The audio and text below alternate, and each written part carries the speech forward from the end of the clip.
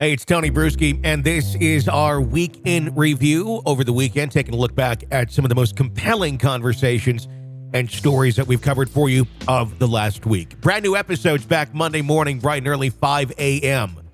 here on the podcast.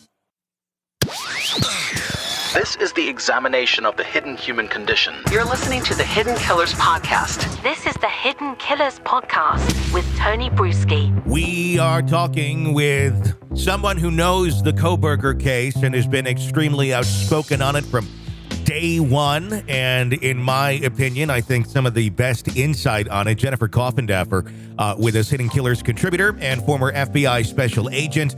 Lots coming out, Jennifer, recently. Filings, motions, the motion seeking to get his indictment dismissed that was just recently filed. His defense arguing that the jury was misled as to the standard of proof required for an indictment. They say the grand jury should have been informed that the standard of proof required for an indictment would be beyond a reasonable doubt. However, they argue that the grand jury was instead erroneously instructed with the standard of proof required for a pre-sentiment, which they say would mean having a reasonable ground for believing the defendant has committed an alleged offense. The failure to properly instruct a grand jury as to the standard of proof is grounds for dismissal of the indictment, according to the filing by the defense. What is your thoughts on this new move?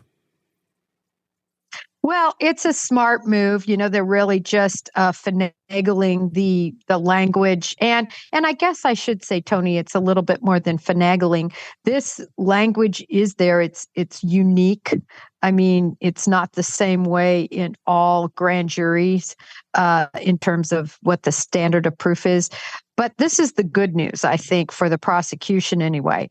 And that is that this has always been a probable cause plus situation and affidavit. And I would believe that the number of witnesses they had before the grand jury, the time frame that they presented this case, I believe that it was probably presented in a probable cause plus up to the point of believing that the evidence they presented would be indeed a beyond a reasonable doubt proof. So I think this is a double-edged sword, because if indeed they just say the defense wins this argument, Tony, they'll just go to another grand jury. It's not like Brian Kohberger gets a get out of jail free card. They're going to reconvene a new grand jury, and they're going to make sure that standard is well known, that's the standard.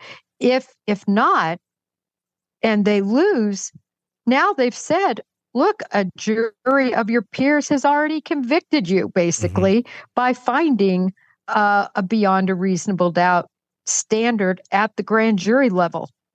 So you see what I mean? Yeah. I see it as a true double-edged sword. I think they will lose. No matter what, I think they're going to lose, because I think that if they do end up having to reconvene because they didn't properly read that bit, which I don't even know where that's coming from. Yeah. Do you know, Tony? I have no idea. Are they saying that that's a fact, or they're just throwing it out? Well, I mean, it just like most things they've been saying lately, it's just seems like it's kind of being thrown out. I don't know if that's something that they've found in discovery when they're looking at the grand jury materials and went, aha, we have a caveat here that we can kind of jump into, or if it's just being thrown out. I think it's anybody's guess at this time, because there's not a whole lot of evidence coming behind any of these statements. Yeah, I agree. There's so much that's just being stated now by the defense, but I don't think it's going to carry weight if it does, because if they have the grand jury transcripts and that wasn't the standard that was verbally given to the grand jurors, like I said, it's just going to reconvene again, and they'll give that standard, and I think they'll be able to meet that standard. If they did convene another grand jury, let's say if they had to do that, would that have an effect then on the trial date? Would that put all of that back into play, essentially starting over, or would this just continue as is? Well, I think it will absolutely change their time frame, and the reason is because it's really from the point at which somebody would be arraigned. So in this case, if this would happen, there would be another grand jury. Then it would be a true bill or a no bill returned. If it was a true bill again returned, then he would have to plea for that true bill. And then that starts the whole speedy trial clock over again. So it would kind of be round two. Interesting. And then there would be another opportunity to make a plea or not to make a plea or do whatever he would be doing. The defense, the prosecution asking now, filing the motion, asking the judge to compel his defense team to share information about this potential alibi that was alluded to, but still not really given over at the deadline earlier last week. What is your take on this? Is there anything to be given over, I guess would be the question. Is there an alibi? The verbiage on it was very interesting of there may be ways of offered by way of cross-examination of witnesses produced by the state, as well as calling expert witnesses. The key word being may. Right. This is the most backhanded version of an alibi I've ever heard. They really gave no alibi, because if they came up and said, yes, we have an alibi, you have to provide essentially what corroborates that, so that the state would have time to cross-examine or, to interview those witnesses, to look at that evidence. But they didn't do that. What they said was, well, he wasn't there, so they're saying he has an alibi, but they said how we're going to prove that alibi is through expert witness statements as well as cross-examining your own witnesses. So I think it's just the best they could come up with. Yeah, I mean, that doesn't seem like an alibi at that point. That just seems like things being argued in court, not necessarily here is my true alibi as to where I've been. And the assertion that, well, he was at a different place. There already is a trove of evidence showing he was at the place, showing he came and went from that area, from the cell phone triangulation. So to me, it almost feels like, are we digging ourselves into a deeper hole, meaning the defense of Kohberger of making the statement he was somewhere else, because that would then insinuate that someone else had his cell phone and was driving to and from Moscow, Idaho in the middle of the night at the time of the murders. Right. I've really tried to look at this from the defense's angle in terms of what in the world would I do if I had this tiger by the tail, with all this evidence against my client.